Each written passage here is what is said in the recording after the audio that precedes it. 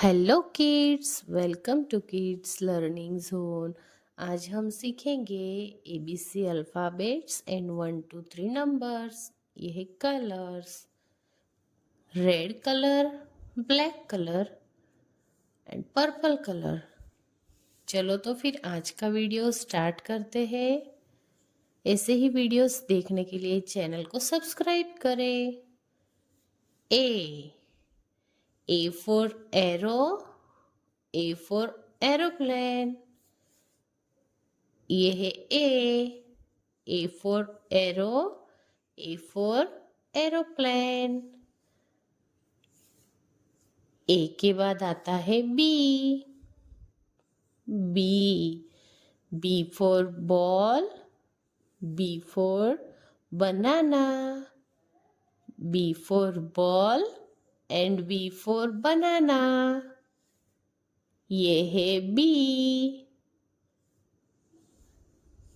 B के बाद आता है C for cow and C for camel.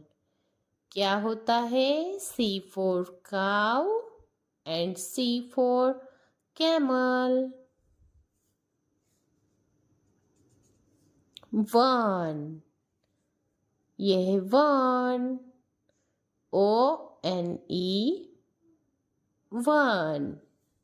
1 के बाद आता है 2, ये है 2, TWO 2.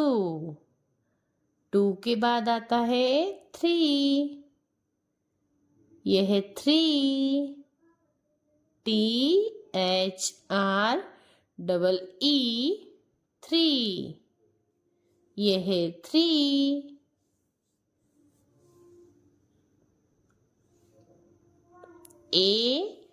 A for arrow and A for aeroplane.